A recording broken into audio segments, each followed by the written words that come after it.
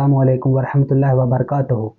تو آج کا بیان محمد رضا ثاقب مصطفی کا بیان بہت بہترین بیان رہے گا، تو چلیے بیان پہلے سنتے ہیں۔ مارتا ہے، ظلم کرتا ہے، جور و تعدی کے بازار کو گرم رکھتا ہے، اپنی طاقت کے بل بوتے پر، اقتدار کے بل بوتے پر، اپنی اثر و رسوخ کے بل بوتے پر، اپنے منصب کے بل بوتے پر وہ کمزور کو دبا لیتا ہے، غریب کی گردن مروڑ دیتا ہے، غریب اس کے سامنے بات نہیں کر سکتا، اور ساری زندگی وہ ڈاکو، وہ چور، وہ بدماش، وہ گنڈا، وہ اشتہاری دندناتا رہتا ہے، اور اس کو نہ کوئی عدالت پکڑتی ہے اور نہ قانون اس کی گرفت کر سکتا ہے، اور نہ بستی میں، محلے میں، گلی میں اس کے سامنے کوئی آواز اٹھا سکتا ہے، اور کمزور ساری زندگی پسا رہتا ہے۔ وہ مرنے کے بعد اس لیے وہ عدالت رکھی گئی ہے۔ اللہ تعالیٰ نے قرآن مجید میں ارشاد فرمایا، قیامت کے دن کیا ماننے والے اور انکار کرنے والے دونوں، کیا ہم ان کے ساتھ ایک جیسا سلوک کریں گے؟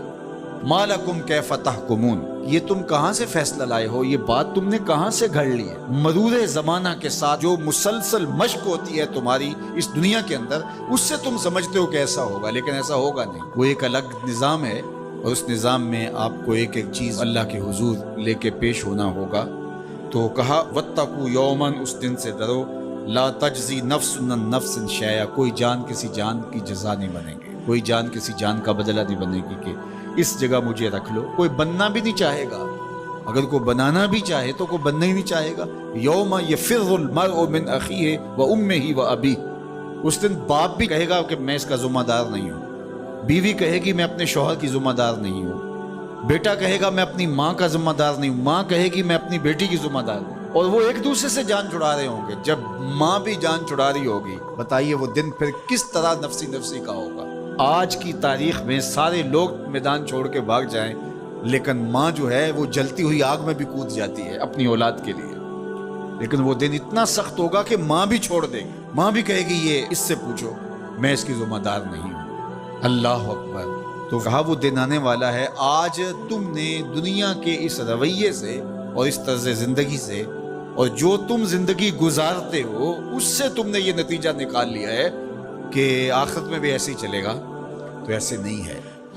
اور اگر آپ ناراض نہ ہوں، بعض اوقات خوش آمدی مریدین پیروں کو اس قدر کہتے ہیں کہ آپ تو بخشے ہوئے ہیں، آپ تو کامل ہیں، اور آپ تو پہنچے ہوئے ہیں، اور وہ سن سن کے بچپن سے جب آنکھ کھولتا ہے وہ شہزادہ آغوش مادر سے، جب نکل کے وہ خانقاہ کے ماحول میں آتا ہے تو وہ یہی سنتا ہے کہ یہ کوئی الگ مخلوق ہے، تو آہستہ آہستہ اس کی طبع کے اندر بھی یہ راسخ ہو جاتا ہے کہ مجھے تو کوئی پرسش نہیں ہوگی، میں تو شریعت سے، قانون سے، اخلاقیات سے مبرہ ہوں۔ ہم نے دیکھا ہے کہ پیروں کے بیٹے بالکل نوخیز بچے بوڑھے سفید داڑھیوں والوں کی تذلیل کر رہے ہوتے ہیں اور ان کو غلاموں کی طرح سمجھ رہے ہوتے ہیں، ان کا خیال ہے کہ ہم ان کے اوپر جو ہے وہ کوئی حاکم بن کے آئے۔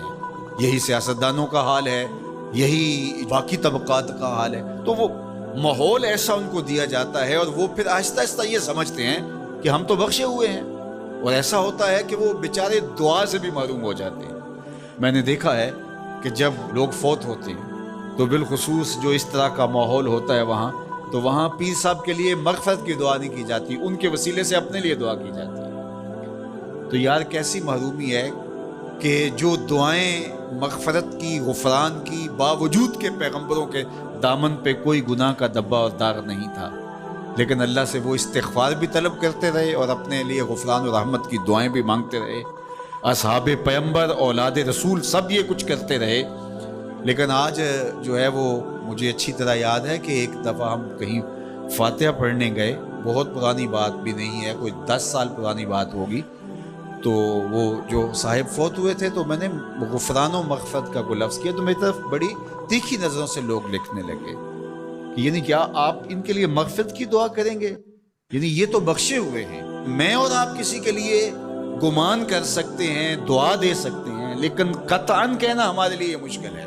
تو پھر کیا کریں گے؟ ہم دعا مانگیں گے۔ نیک سے نیک پارسا شخص بھی ہو، ہمیں یہ بتایا گیا کہ اس کی خوبیوں کو بیان کرو، اس کی اچھائیوں کو بیان کرو، اس کے اچھے اعمال کا ذکر کرو اور اس کے بارے حسن ظن رکھو، لیکن اس کی مغفرت کے لیے دعا کرو۔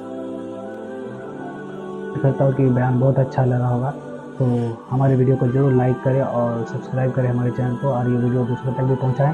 بہت بہترین طریقے سے محمد رضا ثاقب مصطفی سمجھائیں۔ تو یہ ویڈیو دوسرے تک بھی پہنچائیں. تو چلیے ملتے ہیں نیکسٹ ویڈیو میں.